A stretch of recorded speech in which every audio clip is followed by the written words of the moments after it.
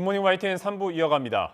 오늘 열리는 국회 본회의에선 김건희 여사 주가 조작 연루 의혹과 대장동 50억 클럽 의혹 규명을 위한 이른바 쌍특검 법안이 표결에 붙여질 예정입니다. 국민의힘은 총선용 압법이라며 수용 불가 방침을 고수하고 있지만 국회법상 신속 처리 안건으로 지정된 법안은 본회의에 부의된 지 60일이 지나면 자동 상정되는 만큼 표결을 막기는 어려울 것으로 보입니다. 민주당은 오늘 본회의에서 쌍특검 법안은 물론 이태원 참사 특별법 상정도 요구하고 있는데 법안 상정 권한이 있는 김진표 국회의장은 이태원 특별법의 경우 여야의 추가 협의를 주문하고 있습니다. 민주당이 오늘 김건희 여사 특검법을 국회 본회의에서 처리하겠다고 공언하면서 한동훈 국민의힘 비상대책위원장의 대응에 관심이 쏠리고 있습니다. 총선용 악법이라며 대통령실과 한 목소리를 내고 있지만 특검법 거부를 좋지 않게 보는 여론은 한 위원장에게 곤혹스러운 대목입니다. 나혜인 기자입니다. 한동훈 비상대책위원장은 취임 이튿날에도 민주당과 이재명 대표를 향해 날을 세웠습니다. 강행 처리를 예고한 김건희 여사 특검법은 총선을 앞두고 국민의 눈과 귀를 가리는 법이라며 끝내 통과시키는지 지켜보겠다고 말했습니다. 총선용 악법이라고 분명히 말씀드렸죠. 그 법을 통해서 4월 9일, 4월 8일, 4월 10일에도 계속 생중계를 하겠다는 거 아닙니까? 총선 그렇게 치르겠다는 법? 저는 그거는 국민의 눈과 귀를 가리는 것이고. 특검법이 통과되면 대통령에게 거부권 행사를 건의할 거냐는 질문에 이렇게 답을 한 건데 야당의 공을 넘겼지만 다른 선택지는 많지 않다는 게 당내 중론입니다. 정부와 여당, 대통령실이 고위급 협의회까지 열고 뜻을 모은 수용 불가론을 거스르는 건 한 위원장에게도 부담이지만 문제는 여론입니다. 대통령 배우자가 연루된 특검 법안을 거부해선 안 된다는 여론이 다수인 상황에서 집권 여당이 앞장서 거부권 행사를 건의했다간 역풍을 맞을 수도 있기 때문입니다. 당장 한 위원장 지명 과정에서 불거진 대통령 아바타론이 재점화할 가능성이 큰데 민주당은 이미 공세 수위를 끌어올리고 있습니다. 특검을 거부하는 자가 범인이다. 많이 듣던 말 아닙니까? 여당이 하던 말입니다. 국민이 명하는 대로 진실을 밝히는 데 적극 협조하기 바랍니다. 한 위원장을 김건희 여사의 호위무사라고 깎아내리며 대통령 부부를 맹종하는 게 아니라면 특검법을 수용하라고 압박에 나선 겁니다.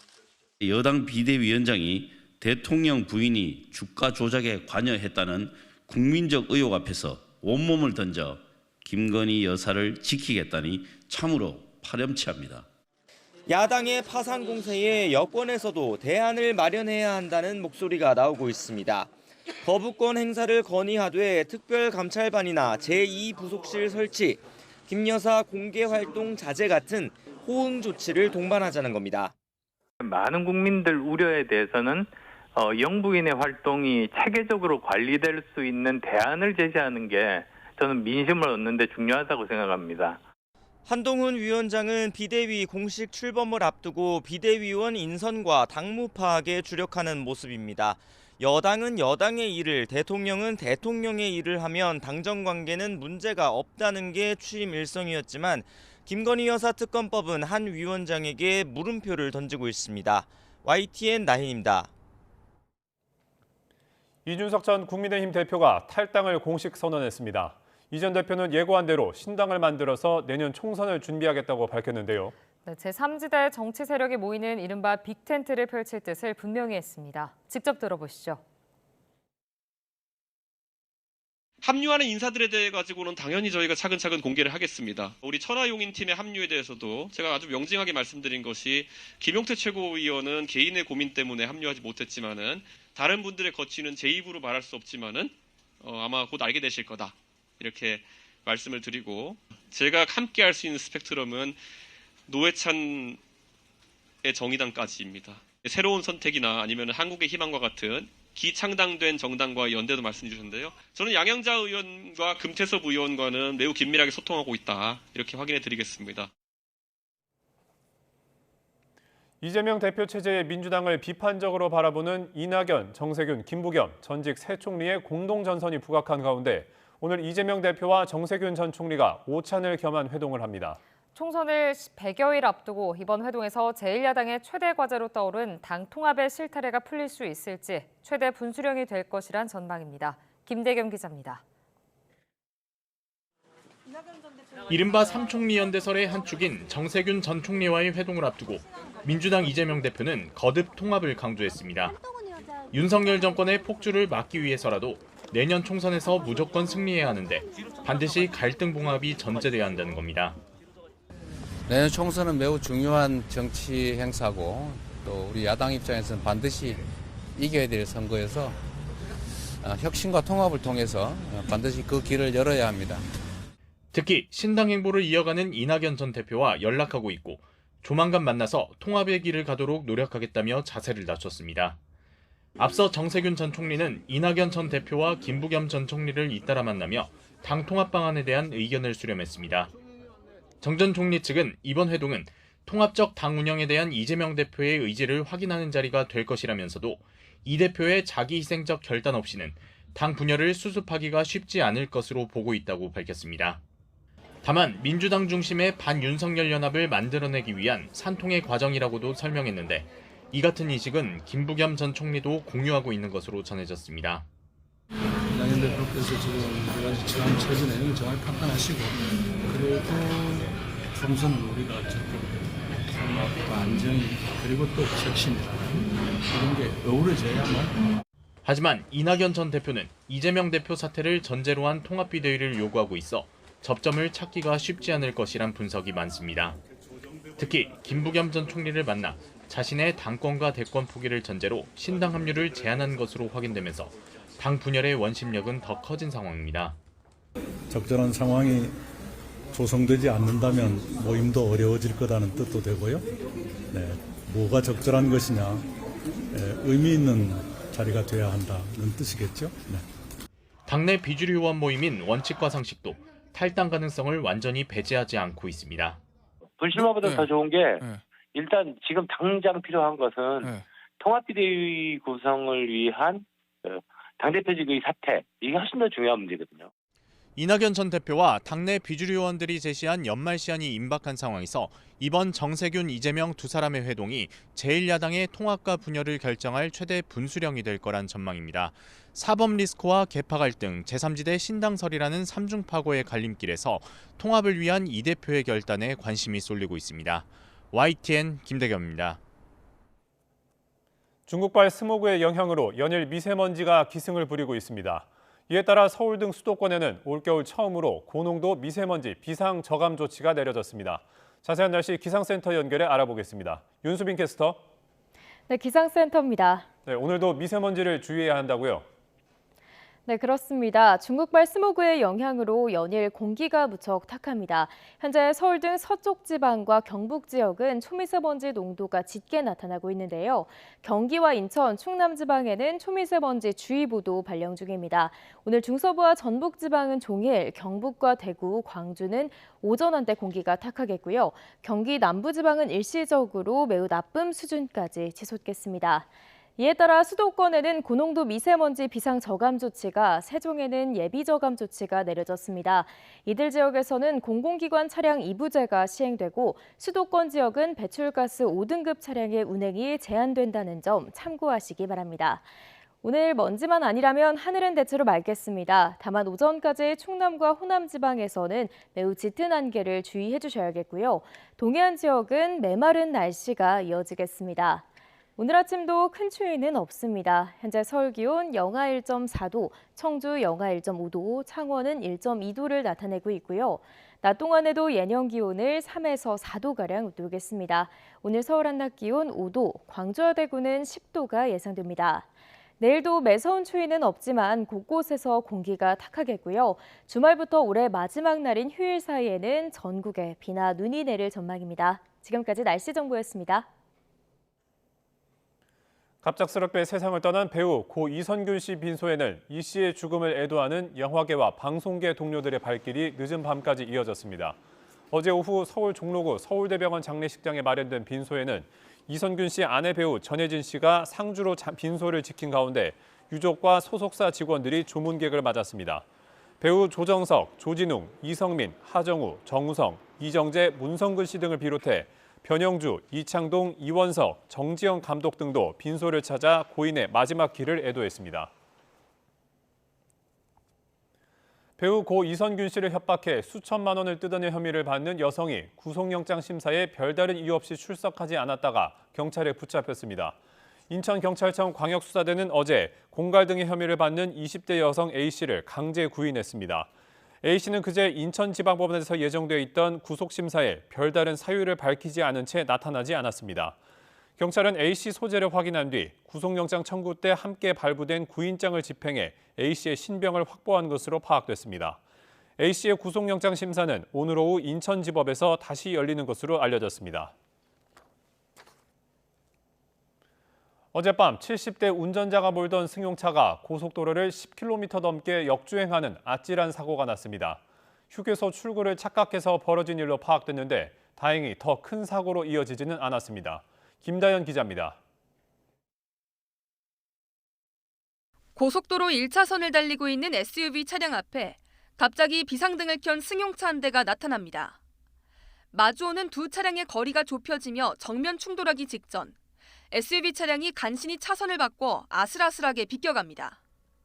어제 저녁 7시 50분쯤 순천 완주고속도로 완주 방향에서 승용차가 역주행을 한 겁니다.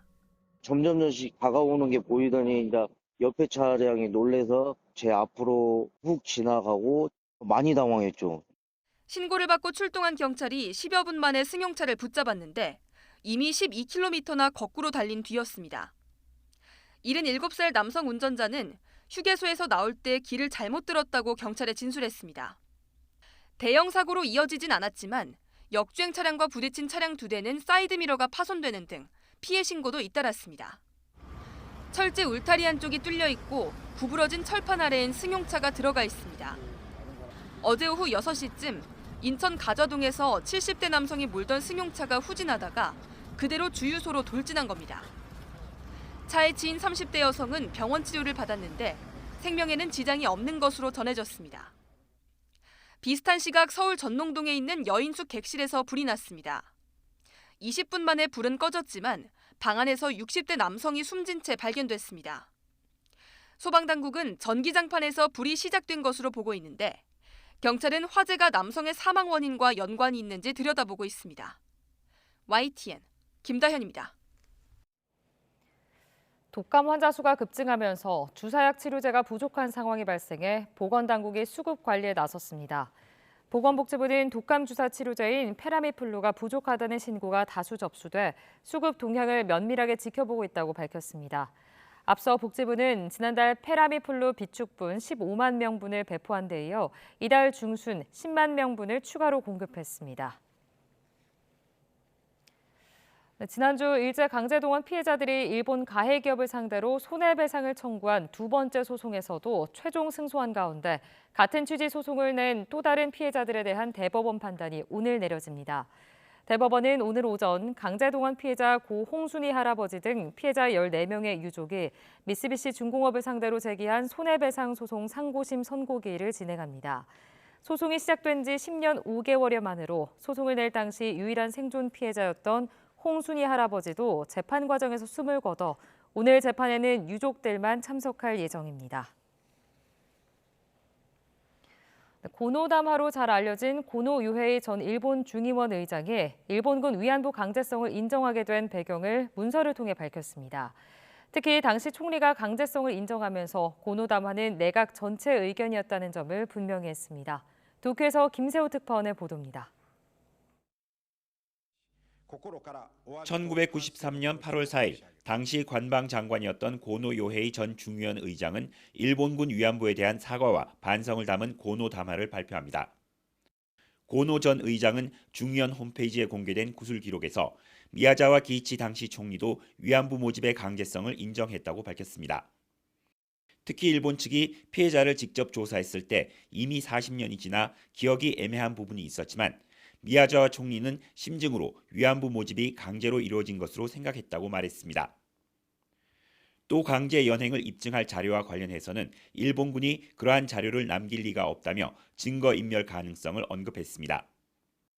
이와 함께 담화는 미야자와 전 총리의 승인을 받았다며 일본 내각 전체 의사로 말한 것이라는 점을 분명히 했습니다. 관방장관 담화이기 때문에 내각 전체 입장이 아니라는 일각의 주장을 정면으로 반박한 겁니다. 현재 기시다 내각은 고노 담화를 계승하고 있다는 입장을 밝힌 바 있습니다. 慰安婦問題に関する政府の基本的立場は、平成5年8月4日の内閣官房長官談話を全体として継承しているというものであり、岸田内閣においても変更はありません。 하지만 일본 정부는 교과서에서 위안부 동원의 강제성을 흐리는 등 퇴행적 역사인식을 보이고 있습니다. 이런 가운데 김진표 국회의장은 기시다 총리와 만나 간토 데이지진 조선인 학살 진상 규명과 한국인 유해 봉안에 대한 적극적인 협조를 요청했습니다. 최근 일본의 과거사 인식은 고노 담화 당시 때보다 퇴행하고 있다는 비판이 나오고 있는 만큼 일본이 얼마만큼 성의 있게 호응할지는 여전히 의문입니다. 도쿄에서 YTN 김세호입니다.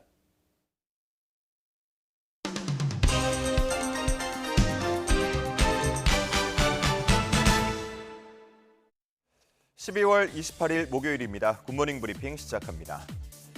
자, 오늘은 가장 먼저 112 허위 신고 문제를 다룬 중앙일보 기사 보겠습니다. 112 허위 신고 올해 4,400여 건, 가짜가 국민 안전을 뒤흔든다라는 제목입니다. 여기서 4,400여 건은 올해 10월까지 신고 접수 건수를 기준으로 하고 있는데 연말 12월까지로 치자면 더 많이 늘 것으로 보입니다. 최근 3년 동안 꾸준히 증가하고 있는 추세입니다. 허위 신고의 종류도 다양했는데요. 가장 악성은 있지도 않은 범죄를 신고해서 경찰력을 동원하게 하는 거라고 합니다. 그리고 장난전화 유형도 역시나 문제인데 대전경찰청 112 상황실로 늘 장난전화를 한다는 한 60대 여성은 1년 동안 18,000통을 걸었고 하루에 최대 489번까지도 전화를 건 적이 있다고 합니다. 이러한 허위 신고는 결국 경찰력을 낭비하게 만들어서 나아가서는 국민 안전까지 뒤흔들 수가 있겠는데요. 따라서 처벌 규정을 강화할 필요가 있다는 목소리가 커지고 있습니다. 실제 허위 신고 등에 대한 처벌은 조금씩 강화되는 면도 있지만 여전히 솜방망이 수준이라는 지적이 나옵니다. 그리고 기사에는 해외 사례들도 함께 실려 있었는데 미국의 경우 경찰 특공대 출동을 야기하는 거짓 신고를 할 경우 일종의 테러의 한 형태로 간주하면서 중범죄로 처벌하고 있습니다. 그리고 호주는 허위 신고에 대해서 3년 이하의 징역형을, 영국은 6개월 이하의 징역형에 처하도록 하고 있습니다. 그렇기 때문에 이렇게 처벌 규정을 강화함과 동시에 허위 신고자에게 손해배상 청구도 할 수 있도록 해야 한다는 주장까지 함께 나오고 있습니다. 다음은 동아일보 일면 기사 보겠습니다. 젊은 치매, 유전자보다도 우울증과 술이 더 위험하다라는 제목입니다. 네덜란드와 영국 대학 연구팀이 영국인 35만여 명을 추적 관찰하면서 주요 위험 인자를 규명했습니다. 총 12가지로 제시를 했는데 일어섰을 때 어지럼증을 느끼는 기립성 저혈압을 비롯해서 우울증과 알코올 의존 및 남용, 또 뇌졸중 등이 포함됐습니다. 그리고 낮은 사회경제적 지위나 사회적 고립과 같은 환경적 요인들도 포함됐습니다.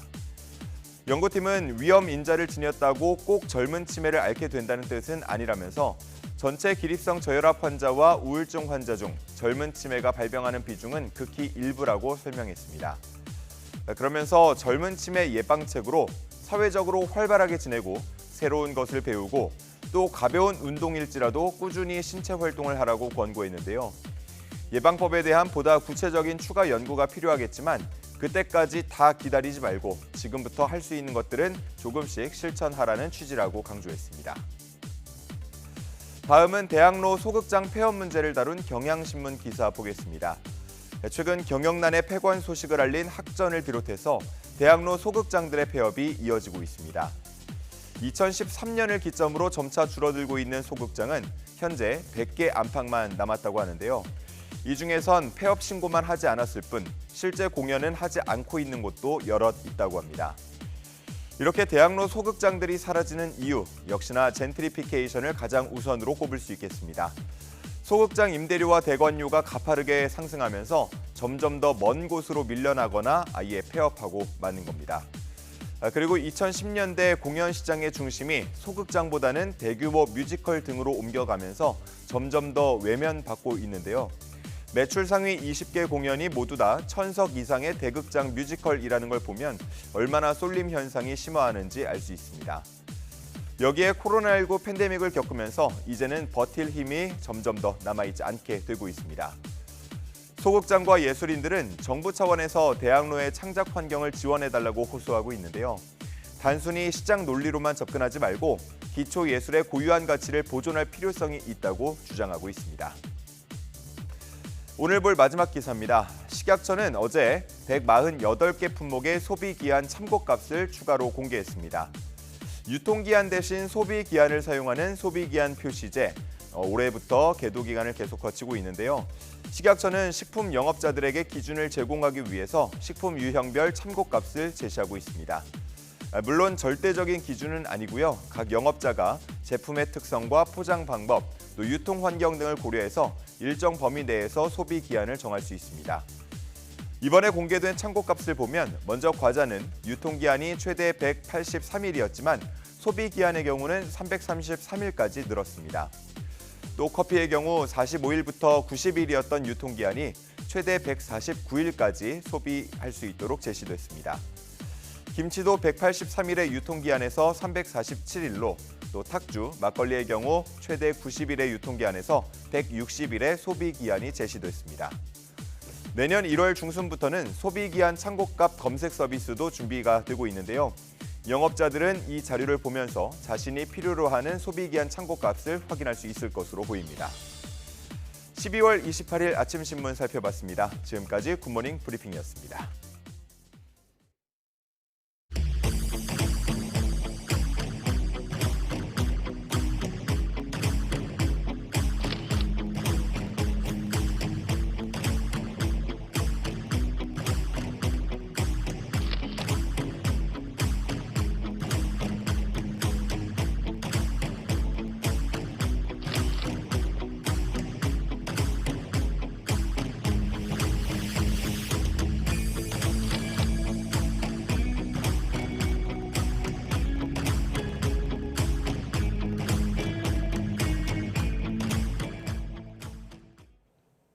가자지구 전쟁을 둘러싸고 주변국들의 설전도 갈수록 험악해지고 있습니다. 트르키의 에르도안 대통령이 네타냐후 이스라엘 총리를 나치 독일의 히틀러에 비유하며 비난하자 네타냐후 총리는 에르도안 대통령을 쿠르드족 학살자라며 맞받아쳤습니다. 기정훈 기자입니다. 설전의 포문을 연 건 레제프 타이프 에르도안 튀르키예 대통령입니다. 줄곧 팔레스타인을 지지해온 에르도안 대통령은 베냐민 네타냐후 이스라엘 총리를 나치 독일의 독재자 아돌프 히틀러에 비유했습니다. 이스라엘에서 나치 수용소가 보인다며 가자지구의 현 상황을 히틀러의 홀로코스트에 견줬습니다. 이스라엘을 지원하는 미국 등 서방에도 날을 세웠습니다. Batı'dan alıyor destekleri. Amerika'dan her türlü destek geliyor. Ve bütün bu desteklerle 20 bini aşkın Gazze'liyi bunlar ne yaptılar? Öldürdüler. 에르도안 대통령은 앞서 이달 초엔 네타냐후 총리를 슬로보단 밀로셰비치 전 세르비아 대통령에 빗대기도 했습니다. 인종청소 반인류 범죄 혐의로 국제형사재판소의 재판을 받은 밀로셰비치처럼 네타냐후도 전쟁 범죄자로 재판받을 것이라고 말했습니다. 네타냐후 총리도 듣고만 있지 않았습니다. 네타냐후 총리는 성명에서 에르도안 대통령은 쿠르드족 학살을 자행하고 자신을 반대하는 언론인을 투옥한 것으로 세계 기록을 보유했다면서 도덕성을 설교할 자격이 가장 없는 인물이라고 받아쳤습니다. 베니 간츠 전 이스라엘 국방장관도 소셜미디어에서 에르도안 대통령의 발언은 현실을 노골적으로 왜곡하고 홀로코스트의 기억을 모독하는 것이라고 규탄했습니다. 또 하마스는 비열한 학살을 자행한 조직이라며 하마스의 위협을 제거하는 것은 실존적 필요성이며 비교할 수 없는 도덕적 명령이라고 강조했습니다. YTN 기정훈입니다. 성탄 전날 미국에서 14살 소년이 친누나에게 총을 쏴서 숨지게 했습니다. 형제 사이 말다툼이 비극으로 번진 건데요. 싸운 이유는 누구의 선물이 더 많은가였습니다. 류재복 기자의 보도입니다. 미국 플로리다주에 사는 14살 다마커스 콜리는 가족과 함께 성탄 선물을 고르려 상점에 들렀습니다. 상점에서 다마커스와 한 살 위 형의 말다툼이 시작됐습니다. 다마커스가 형의 선물이 더 많다며 불만을 터뜨렸기 때문입니다. 둘의 싸움은 할머니 집에 가서도 이어졌는데 급기야 다마커스가 권총을 들고 형을 위협하기에 이르렀습니다. 가족에 의해 쫓겨난 다마커스는 집 밖에 있던 누나와 또다시 말다툼을 벌이다가 총을 쏘고 말았습니다. 총격 당시 누나는 태어난 지 11달 된 아기를 안고 있었습니다. 총소리를 듣고 나온 형은 동생에게 총을 쏜 뒤 달아났습니다. They get upset. They don't know how to handle stuff, so they just take out their guns and start shooting each other. And one of them kills his sister, who's a mom to a 10-month or 11-month-old baby and a 6-year-old boy. 가슴에 총을 맞은 누나는 폐 손상과 출혈로 숨졌습니다. 역시 총을 맞은 동생은 수술을 받았고 생명에는 지장이 없는 것으로 알려졌습니다. 경찰은 누나를 숨지게 한 다마커스는 1급 살인과 청소년 총기 소지 혐의로, 형은 살인 미수 등의 혐의로 기소했습니다. YTN 유재복입니다.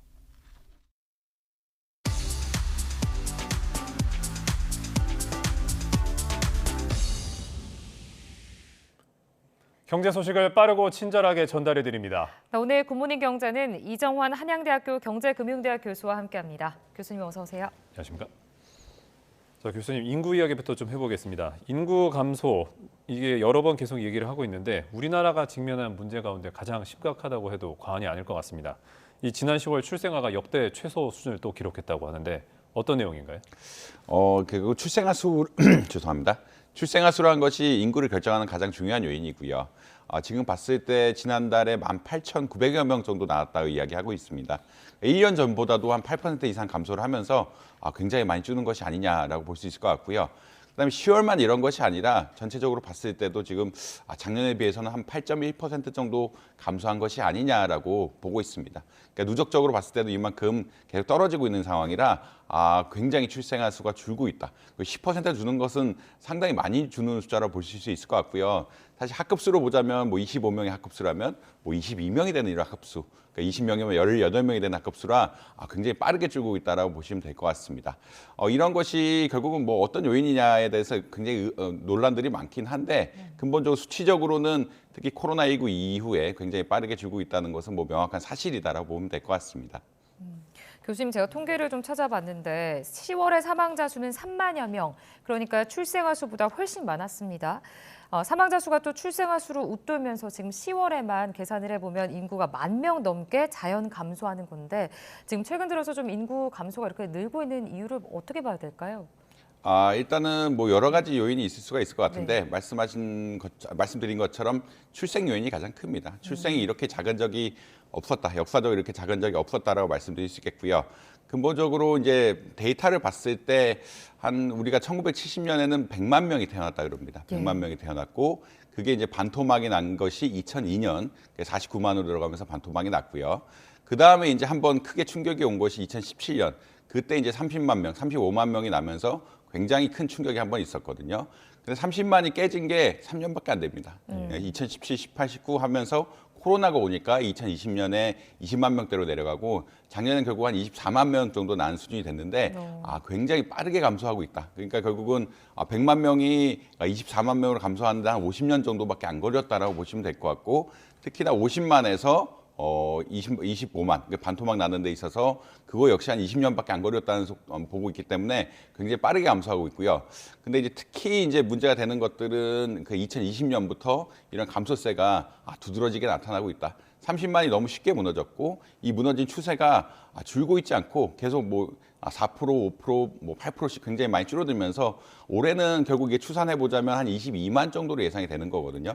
22만, 23만 수준이 되는데 작년 24만 한 9천 명 이 정도에 비해서도 너무 빨리 감소하는 것이 아니냐라는 여러 가지 평가들이 있습니다. 그러니까 근본 원인들에 대해서는 사실 논쟁이 많은데 이것은 크게 봐서는 비용 같은 것들이 문제가 아니냐, 비용 같은 것들이 문제가 아니냐라는 결론들이 많이 나와 있습니다. 사실 한국은행 최근에 보고서가 나왔는데 왜 이제 이 출산을 이렇게 흔히 말하는 바라지 않느냐라는 그런 어떤 것이었거든요. 일단은 결혼을 안 하는 게 하나가 있고요. 그다음 결혼할 때도 애를 낳기가 어렵다. 이 두 가지 문제가 다 결부돼 있는데 거의 다 이제 경제적인 요인에 따라서 그렇다라고 보고 있는 것 같습니다. 경제적인 요인이라는 것은 결국은 주거비가 너무 비싸다, 양육비가 비싸다, 그다음에 부모님들의 노후 생활을 대비해 줘야 된다. 결국은 흔히 말하는 부양이라 그러죠. 부양이 너무 부담이 너무 심하다. 이것들에 따라서 결국은 우리들의 노후 부담이 너무 어렵다라는 이런 것들이 겹쳐 있기 때문에 자녀를 낳으려고 그러면 부양 부담이 엄청나게 늘어나게 되고 이것을 감내할 만큼 결국은 사람들이 사실 애를 낳아야 되는지 말아야 되는지 결정을 하기가 좀 쉽지 않은 상황이 돼가고 있다라고 아마 보시면 되지 않을까 생각하고 있습니다. 자, 출산율이 세계 최저다 이런 말은 계속 여러 언론에서도 보도가 되고 있는데 이 다른 나라와 비교해 봤을 때 우리나라의 출산율 현재 얼마나 심각한 수준일까요? 보통 이 학계 출산율 지표를 많이 하죠. 학계 출산율 지표란 것은 결국은 얼마나 두 명이 몇 명을 낳을 것이냐로 간단히 생각하시면 되는데 우리나라는 거의 세계 최저 수준, 그러니까 0.8명, 올해는 0.7명 예상하고 있습니다. 0.7명을 예상하고 있는데 이 정도 수준이면은 홍콩을 제외하고는 가장 낮은 수준이고요. 그다음에 수치상으로 봤을 때 조금 주목할 만한 점은 우리나라 이외에 이제 3등 국가들이 있을 거 아닙니까? 3등 국가들은 뭐 1.2, 그러니까 적어도 한 명 이상은 낳는 수준인데 우리나라는 결혼해도 한 명을 낳지 않는다라는 그런 결과를 가지고 있어가지고 굉장히 애를 낳고 있지 않다. 그게 사실은 이 지표란 것이 결혼 안 한 숫자도 반영이 되고 결혼한 숫자도 반영이 된 건데 우리가 그냥 두 명을 봤을 때 평균적인 가구 두 명을 봤을 때 부모가 낳을 수 있는 어떠한 애가 0.8명이라는 것은 굉장히 0.8명, 0.7명이라는 것은 한 명을 안 낳는다는 얘기이기 때문에 굉장히 숫자가 작다라고 말씀드릴 수 있을 것 같습니다. 지금 이렇게 국가 소멸이다라는 말까지 나오고 있는데 우리가 좀 구체적으로 이 저출산 문제에 관심을 가져야 하는 거 아닙니까? 굉장히 중요한 이슈라고 보시면 될 것 같고요. 일단은 여러 가지 측면이 있습니다. 그러니까 국가 차원에서는 뭐 매번 말씀드리지만 재정이 가장 큰 문제입니다. 지금도 흔히 말하는 고령층의 의료비가 의료 재정의 한 40% 정도 차지하고 있거든요. 근데 지금은 아직 초고령화로 진입된 건 아니고 한 4, 5년 안에 초고령화 시대로 진입된다고 하고 있는데 이 말은 의료비 부담이 고령층의 의료비 부담이 어마어마하게 늘 거다. 그걸 누가 내느냐? 결국은 젊은 층이 내줘야 되기 때문에 근데 젊은 층이 근데 그렇다고 해서 세금을 무작정 낼 수도 없는 거고 건강보험료를 무작정 낼 수가 없기 때문에 이 재정에 흔히 말하는 갭이 많이 생긴다라고 보시면 될 것 같습니다. 이게 건강은 대표적인 복지 정책이고요. 이외의 복지 정책들, 뭐 노령연금이라든지 이런 것들에 있어서도 결국은 노령계층은 세금을 낼 수 없는 상황들이고 젊은 층들이 세금을 내야 되기 때문에 이 젊은 층의 세금 부담이 너무 심해질 것이고 결국 다 못 낼 상황이 될 거기 때문에 흔히 말하는 재정의 문제가 심각해질 것이다라고 많이 예측을 하고 있습니다. 재정의 문제가 심각해진다는 것은 국가 부채가 결국은 세금을 못 거두면은 부채를 발행해야 된다는 이야기고 국가 부채가 굉장히 많이 늘어날 것이다라고 이미 추산이 되고 있고요. 한 2070년 가면은 이대로만 계속 가면 국가 부도 수준으로 갈 것이다라고 많이 예측을 하고 있습니다. 그런 측면이 하나가 있고 그다음에 이제 젊은 층에 또 문제가 되는데 젊은 층은 아까 말씀드린 것처럼 이제 지금 지금 나오는 그 신생아들이라든지 지금 출생하는 친구들은 결국은 세금 부담이 너무 심해지거든요. 세금 부담이 너무 심해지면은 생활이 아무래도 어려울 수밖에 없습니다. 그러니까 본인들이 부양해야 되는 가족들이 너무 늘어나기 때문에 부양해야 되는 고령층들이 너무 늘어나기 때문에 이 세금 부담을 감당하기 어렵다. 세금 부담이 심해지면 심해질수록 사실은 일할 인센티브 떨어지고 그다음 해외로 나갈 그런 요인들이 굉장히 커지게 되거든요. 그렇기 때문에 생활이 굉장히 어려워질 가능성이 높다라고 보시면 될 것 같습니다. 그렇게 돼서 결국은 세금이 많아지고 이렇게 출생아 수가 줄게 되면은 내수에도 굉장히 영향을 많이 미치게 되는데 사실 최근에 뭐 지역 소멸 지역, 뭐 부산 같은 데서 인구가 많이 빠져나간다는 이야기를 많이 하는데 그쪽에 사실은 내수 경기가 많이 위축이 되고 있거든요. 흔히 말하는 서비스업을 중심으로 해서 서비스업 같은 것들이 많이 위축이 된다. 아무래도 외식 같은 것들은 젊은 계층이 많이 하는데 젊은 계층이 줄어든다는 얘기는 외식 산업의 수요가 줄어든다는 얘기고 이렇게 수요가 줄어드는 것은 그 내수에 굉장히 큰 영향을 미치게 된다라고 보고 있습니다. 그래서 사실 한국은행 통계 조금 더 말씀드리자면 그냥 이대로만 가면은 2045년부터는 경제 성장률이 마이너스가 될 것이다. 다른 요인이 아무것도 안 변한다고 할지라도 오로지 인구 요인 때문에 이런 경제 성장률이 마이너스 갈 것이다라고 그렇게 예측을 하고 있거든요. 그만큼 재정의 부담, 그 젊은 층의 어떤 생활, 그다음에 내수 문제, 이게 모든 것들이 심각하게 결부가 되면서 경제에 가장 큰 리스크가 될 수 있다라고 아마 보시면 될 것 같습니다. 네, 이 획기적인 대책이 필요한 게 아닌가 하는 시점인데 이 정부가 이제 조만간 낼 대책을 한번 살펴보겠습니다. 이 신생아 특례 대출이라는 건데 이 제도는 어떤 겁니까, 교수님? 일단은 2년 내에 신생아가 있거나 혹은 입양을 한다든지 이렇게 해서 자녀가 늘어나게 되면은 이 저금리로 주택담보대출을 해주겠다라는 주택대출을 해주겠다라는 그런 이야기로 보시면 될 것 같고요. 그다음에 부부 합산 연소득 1억 3천만 원 이하에 대해서 이거 해주게 되고 주택 가격은 9억 이하 그리고 국민평형이라 그러죠. 85제곱미터 이하의 집에 대해서만 어떻게 보면 이런 대출을 저금리로 해주겠다라고 보시면 될 것 같습니다. 뭐 대출 한도는 5억 원 정도고요. 아마 이제 소득에 따라서 금리가 좀 바뀌게 되는데 소득이 뭐 8,500만 원 이하 합산 소득이죠. 8,500만 원 이하면은 1.6에서 한 2.7%, 뭐 8,500만 원, 1억 3천만 원 이 사이면은 한 2.7에서 3.3% 정도까지 어떻게 보면 시중의 금리보다 훨씬 낮게 금리를 제공함으로써 흔히 말하는 주거 사다리를 보장해 주겠다라는 이야기입니다. 사실 한국은행 조사 계속 나오는데 최근에 가장 조사이기 때문에 뭐 아주 설득력 있는 조사라고 해서 계속 말씀드리는데 주거비 문제를 또 계속 이야기하고 있거든요. 주거 불안이 자식들을 혹은 출생을 방해하는 큰 요인이다. 또 결혼을 방해하는 큰 요인이라고 이야기하고 있기 때문에 이런 것들에 대해서 어떻게 주거 사다리를 도와줄 수 있는 특히나 출산한 후에 주거 사다리를 도와줄 수 있는 이런 제도다라고 보시면 될 것 같습니다. 그러니까 무주택자가 아닌 1주택자도 다 해당이 되는 거죠? 1주택자는 이제 집을 사는데 새로 제가 알기로는 집을 사는 데는 안 되는 거고 이 대환한다 그러죠. 대환대출. 대출이 이제 싸질 수 있게끔 금리가 기존엔 고금리였지만 이제 싸게 빌릴 수 있게끔 대환대출을 해준다는 것으로 알고 있습니다. 네, 알겠습니다. 자, 그러면 이 저출산 문제랑 부동산 시장 연착륙 두 가지를 다 염두에 둔 정책으로 보이는데 어떻게 효과가 있을 거로 보시나요, 교수님? 일단은 뭐 주거 사다리를 도와준다는 측면에서는 긍정적인 측면이 있다라고 말씀드릴 수 있겠고요. 그렇지만 최근에 이제 대통령께서 얘기한 것처럼 이게 우리나라의 구조적인 문제고 20년 동안 사실 해결 못한 문제이기 때문에 좀 접근법을 보다 넓게 가져가야 된다라는 뭐 그런 컨센서스는 조금 있는 것 같습니다. 결국은 이 문제가 주거비만 문제만도 아니고 결국 양육비의 문제도 되고 그 노후 생활의 문제도 되고 그다음에 우리나라 사실은 최근에 외식비 같은 것도 너무 오르고 농산물 가격은 기본적으로 비싸거든요. 그러니까 물가 전체가 수준이 굉장히 높은 데 있어서 이거 주거 사다리만 해결했다고 해서 이제 출산율이 급격하게 높아질 것이냐 이런 것은 조금 기대하기 어렵다. 결국은 우리나라 비용 자체가 굉장히 높은 수준이고 비용이란 것은 양육비, 그다음에 주거비, 노후 생활에 대한 대비, 그다음에 부모에 대한 어떤 여러 가지 부양비 이런 것들 다 포함이 돼 있는데 이 수준이 너무 높습니다. 이 수준이 너무 높고 특히나 이제 식료품 가격 같은 것도 싸지도 않고 최근에 외식비 같은 것도 많이 늘면서 너무 부담이 큰 상황이기 때문에 주거비 하나만 가지고는 조금 힘들 것 같고 이 전반적으로 이제 가격을 낮출 수 있는 대책들을 하면서 그 흔히 말해 청년층 혹은 젊은 계층들이 이 출산을 돌볼 수 있도록 출산을 할 수 있도록 분위기를 만들어야 된다. 그리고 근로 환경까지 적절하게 조정을 하면서 전반적인 시스템 개혁을 해야지 사실 주거 사다리 하나만 바꿨다고 해서 출산율이 급격하게 상승을 할 것이다. 이런 것을 좀 기대하기는 어려운 것이 아니냐 이렇게 평가를 할 수 있겠습니다. 교수님 대출 이야기도 조금 더 짚어보겠습니다. 정부가 이 DSR 규제보다 더 강한 스트레스 DSR을 내년부터 도입하겠다 이런 계획을 발표했는데 DSR 플러스에다가 이제 스트레스 DSR은 어떤 건지 좀 정확히 좀 짚어주시죠. 일단 DSR이란 것은 내 부채 대비 얼마나 그러니까 보통 원리근상하면 비율이라고 이야기하는데 제가 부채 대출을 일으키면은 보통 원금을 갚아나가야 되는 부분들이 있고요, 이자를 갚아나가야 되는 부분들이 있는데 그러니까 연간 그러니까 이자하고 원금을 갚아내는 것이 내 소득의 보통 뭐 40% 기준이긴 합니다. 40% 이하로 가게끔 규제를 하겠다. 그 말은 어떤 이야기냐면 그러니까 부채가 많아지면 내 소득에 따라서 부채를 빌릴 수 있는 한도를 제한하겠다라는 이야기거든요. 근데 이제 이 스트레스 DSR이라는 것은 최근에 어떤 기조, 금리가 빠르게 오르면서 이 흔히 말하는 이자 비용 같은 게 너무 부담이 되고 이자 비용 같은 것들 부담이 되면서 대출을 어렵게 하는 흔히 말하는 갚아나기 어렵게 하는 이런 상황들을 흔히 말하는 제어하는 어떤 규제라고 보시면 될 것 같고요.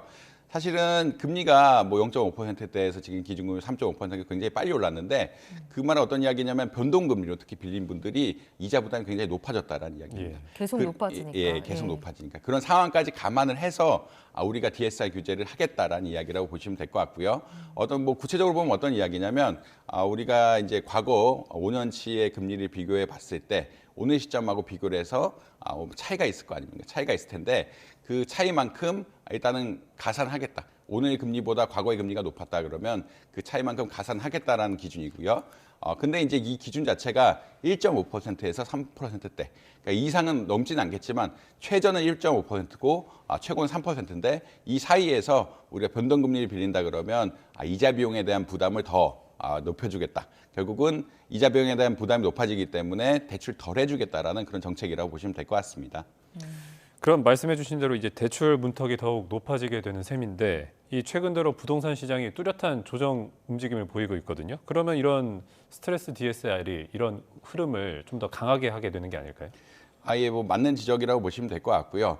최근에 이제 아무래도 부동산 가격이 좀 떨어지고 있다. 고금리로 인한 효과가 있고 두 번째로는 이제 부동산 PF에 대한 부실 우려가 있어서 부동산 PF가 또 이렇게 잘 안 된다 그러면 분양 시장에 큰 혼란이 올 수밖에 없거든요. PF 대출이 안 되면 건설이 안 되고 건설이 안 되면 분양이 안 되는 이런 상황들이 발생할 수 있기 때문에 굉장히 흔히 말하는 주택을 통해서 수익을 얻는 것에 대한 또 불투명성이 굉장히 커지게 됩니다. 이런 것들이 전반적으로 결부가 되면서 주택 가격이 조금 하락하고 있는 추세다라고 보시면 될 것 같고 그런 스트레스 DSR 같은 경우에는 결국은 가계에서 대출하는 것에 대한 부담을 늘리기 때문에 어떻게 보면 규제를 강화하는 거기 때문에 이런 부동산 혹은 부동산 분야에 있던 대출 같은 데 좀 줄이게 되고 이에 따라서 부동산 시장이 조금 약화되는 경향성은 분명히 있을 수 있을 것 같다라고 아마 보시면 될 것 같습니다. 그럼에도 불구하고 이걸 하는 이유는 너무 가계부채 문제가 심각하다. 지금 한국은행에서 계속 이야기하듯이 너무 가계부채가 지나치게 가고 있고 가계부채가 지나치게 간다는 얘기는 가계 이자 부담이 너무 크다라는 이야기랑 연결돼 있거든요. 이자 부담이 너무 크게 되면은 사실은 이제 소비가 어려워지고 소비가 어려워지면은 내수가 또 위축이 되는 이런 부정적인 영향이 있을 수밖에 없기 때문에 가계 대출을 어느 정도 수준에서 제어를 해야 된다는 큰 컨센서스 하에서 부동산 시장의 일부 제약을 하더라도 가계 대출을 억제하겠다라는 그런 정책이라고 보시면 될 것 같습니다. 알겠습니다. 자, 정책의 이제 실효성 같은 부분은 계속해서 좀 지켜봐야겠습니다. 자, 끝으로 해외 시장 좀 증시 상황도 좀 살펴볼 텐데 간밤에 뉴욕 증시 3대 지수 모두 상승 마감했습니다. 왜 이렇게 계속 오르는 겁니까? 사실 이제 어제 거래가 활발했다 그러진 않고요. 거래가 활발했다는 것은 사람들의 시장의 기대가 움직이면서 뭔가 주가가 많이 움직이는 상황인데 어제 거래량은 활발하지 않지만 금리가 조금 떨어졌습니다. 금리가 조금 떨어지면서 금리가 낮아진 것에 대한 것들이 결국은 주식시장, 국채금리 같은 거에 떨어지면서 아무래도 주식시장에 대한 긍정적인 기대가 조금 생기면서 올라가지 않았냐라고 아마 평가를 하고 있는 것 같고요.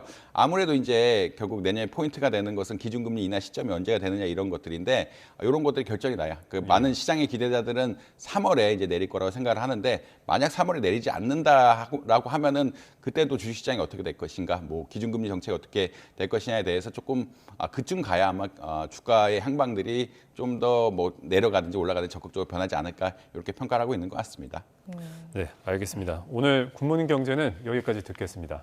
지금까지 이정환 한양대학교 경제금융대학 교수와 함께했습니다. 교수님 고맙습니다. 고맙습니다.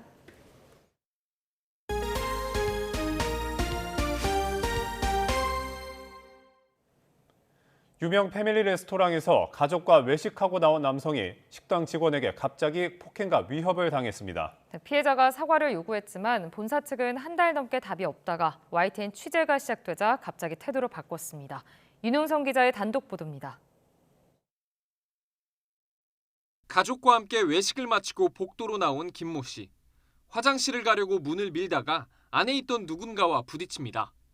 김 씨가 고개 숙여 미안하다고 사과했지만 화장실에서 나온 남성, 갑자기 음료를 바닥에 쏟아버립니다. 이어 들고 있던 플라스틱 잔을 땅에 던져버립니다. 바닥에 부딪힌 잔은 그대로 튕겨 김 씨 가슴을 가격합니다. 다가오는 남성을 가족들이 막아서자 이제는 가족에게도 바짝 붙으며 위협합니다. 그렇게 한참을 노려본 뒤 돌아가면서도 분이 풀리지 않은 듯 벽을 강하게 발로 차고 사라집니다. 이곳에서 갑자기 시작된 남성의 위협적인 행동은 온 가족이 보는 앞에서 30초 넘게 이어졌습니다. 딸아이의 피아노 연주회를 기념해 모처럼 주말 외식을 나온 김 씨 가족의 하루는 난데없는 봉변에 악몽으로 뒤바뀌었습니다. 그 근처를 다시는 못 가겠다. 갔다가 혹시 마주치면은 뭔가 봉변을 당할까 봐. 애들은 많이 놀래가지고 그런 얘기 많이 해주고 나쁜 사람은 경찰 아저씨가 잡아가야 되는데. 그런데 알고 보니 이 남성, 김 씨 가족이 방금 식사를 마친 스테이크 전문 유명 패밀리 레스토랑에서 일하는 직원이었습니다. 김 씨는 매장을 찾아가 점주에게 항의했지만 돌아온 답은 개인 사이에 벌어진 다툼이니 잘 풀라는 것이었습니다. 어이없는 답변에 본사에 사과와 재발 방지를 요구했지만 한 달 넘도록 답은 오지 않았습니다. 그러다 YTN 취재가 시작된 뒤에야 본사는 뒤늦게 사과하겠다며 피해자에게 연락했습니다. 본사 측은 문에 부딪혀 순간적으로 화가 난 직원이 실수를 했다며 재발 방지를 약속했습니다. 본사는 담당 매장 직원, 점주, 그리고 본사 CS 담당자에 대해 징계위원회를 진행할 것이며 김 씨의 고소장을 접수한 경찰은 가해자를 폭행 혐의로 입건하고 최근 한 차례 소환 조사를 마쳤습니다. YTN 윤웅성입니다. 차량 진행을 막는다며 교통신호수를 덤프트럭으로 들이받은 50대가 1심에서 실형을 선고받았습니다. 수원지방법원은 특수폭행 혐의로 기소된 50대 남성 A씨에게 징역 6개월을 선고했습니다. 재판부는 급하게 출발하는 과정에서 피해자의 몸에 차량이 닿은 것이라며 범행에 고의가 없었다는 A씨 주장을 받아들이지 않았습니다. 또 A씨가 피해자로부터 용서받지 못했고 과거 폭력 범행으로 여러 차례 처벌받았던 점 등을 고려했다고 양형 이유를 설명했습니다. 마약에 취해 20대 여성을 차로 들이받고 도주했던 이른바 압구정 롤스로이스 사건 운전자에게 마약류 약물을 처방한 의사가 구속됐습니다. 네, 이 의사가 마취 상태인 여성 환자 여러 명을 성폭행하고 불법 촬영까지 한 정황도 경찰 수사 과정에서 포착됐습니다. 김다연 기자입니다. 지난 8월 압구정 롤스로이스 사건이 발생한 당일 가해 운전자에게 프로포폴 등 약물을 처방한 성형외과 의사 연모 씨. 구속영장 심사를 받은 염 씨는 취재진 질문에 죄송하단 말만 남겼습니다. 마약류 불법 처방한 혐의 심사에서 인정하셨습니까? 사고 뒤 기록 삭제하신 거 맞나요? 죄책감은 안 느끼시나요?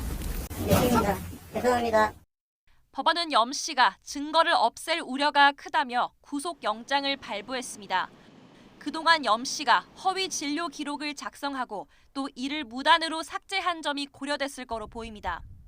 염 씨는 마약류 관리법 위반뿐만 아니라 성범죄 혐의도 받고 있습니다. 경찰이 염 씨의 휴대전화를 분석해보니 수면 마취 상태인 여성 환자 10여 명을 성폭행하고 불법 촬영한 정황이 발견된 겁니다. 지난 10월엔 의사 면허가 정지된 뒤에도 서울 시내의 다른 병원에서 진료를 계속하는 등 무면허 의료 행위도 한 거로 조사됐습니다. 20대 여성이 꽃다운 나이에 목숨을 잃은 압구정 롤스로이스 사건은 마약에 취한 신모 씨가 병원을 나와 차를 몰고 가는 과정에서 발생했습니다.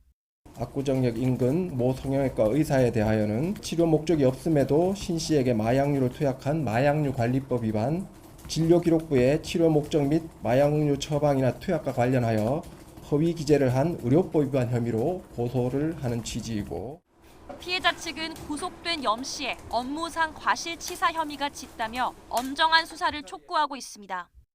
YTN 김다연입니다. 외국 국적 항공사를 이용하는 소비자가 늘고 있는 가운데 항공사의 소비자 피해 대응은 미흡한 것으로 나타났습니다. 지난해부터 올해 상반기까지 한국소비자원에 접수된 항공사 대상 소비자 피해 구제 신청은 854건으로 집계됐습니다. 이 가운데 외국 국적 항공사가 532건으로 국내 항공사보다 1.7배 더 많았습니다. 조사 대상 외국 항공사 46곳 가운데 절반가량은 소비자 피해 접수 절차를 홈페이지에서 찾아보기 어렵거나 아예 관련 정보가 없는 것으로 확인됐습니다. 한국소비자원은 이들 항공사의 피해 접수 방법과 처리 절차를 찾기 쉽게 표시하고 그대로 이행하라고 권고했습니다.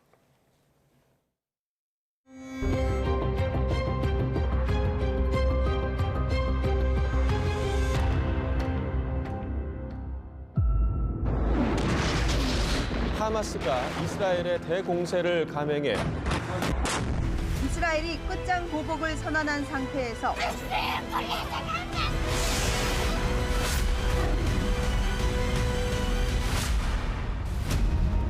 идет бой на наших исторических рубежах за наших людей. The victory for the Ukraine, for our country, for our people.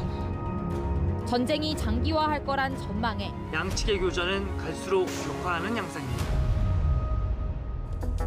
인플레이션과 전쟁을 벌이고 있는 미국은 금리 인상 행진을 이어왔습니다.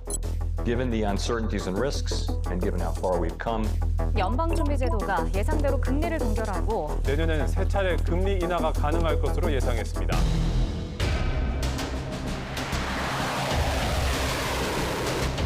미국 니미츠 항공모함 전단이 남중국해 진입에 우발적 군사 충돌 우려가 커지고 있습니다. We also have to manage it responsibly, that competition.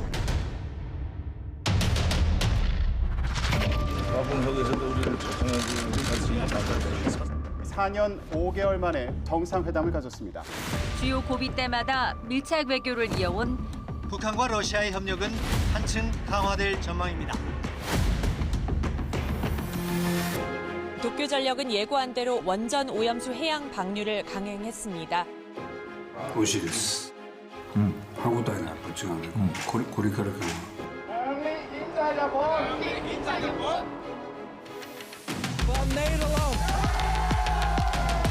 유럽을 휩쓸고 있는 우파의 바람입니다. 극우파 하비에르 밀레이가 당선되면서 우파 전성 시대는 당분간 이어질 것으로 보입니다. 사람처럼 말하고 단 몇 초 만에 창작물까지 만들어내는 It's a new day in search. It's a new paradigm.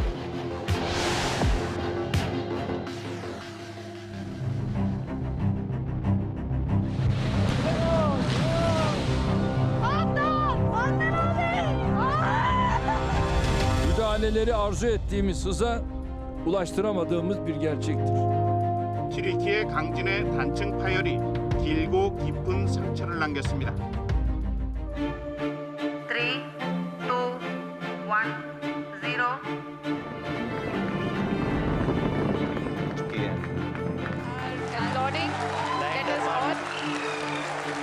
우주 탐사의 거점으로 평가받는 달. 세계 각국의 달 탐사 경쟁이 치열해지고 있습니다.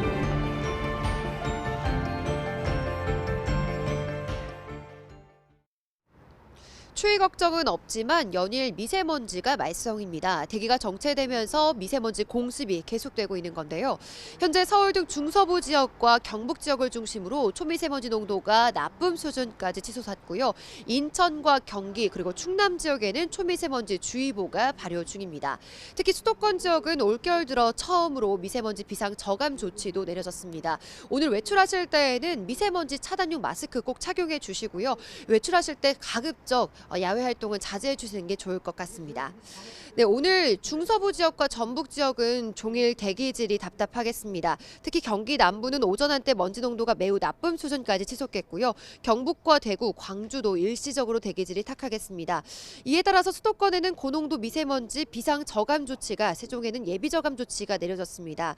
이들 지역은 미세먼지 배출이 많은 사업장과 공사장의 운영 시간이 단축되고 공공기관 차량 이부제가 시행됩니다. 또한 비상 저감 조치가 내려진 수도권 지역은 배출가스 5등급 차량의 운행도 제한된다는 점 참고해 주시기 바랍니다. 먼지만 아니라면 오늘도 하늘 자체는 맑겠고 추위 걱정 없겠습니다. 현재 서울 기온 영하 1.6도, 대전은 영하 2.8도, 광주는 0.1도로 예년 기온을 1에서 4도가량 웃돌고 있고요. 낮에도 서울 5도, 광주, 대구 10도까지 올라 예년보다 2에서 5도 정도 높겠습니다.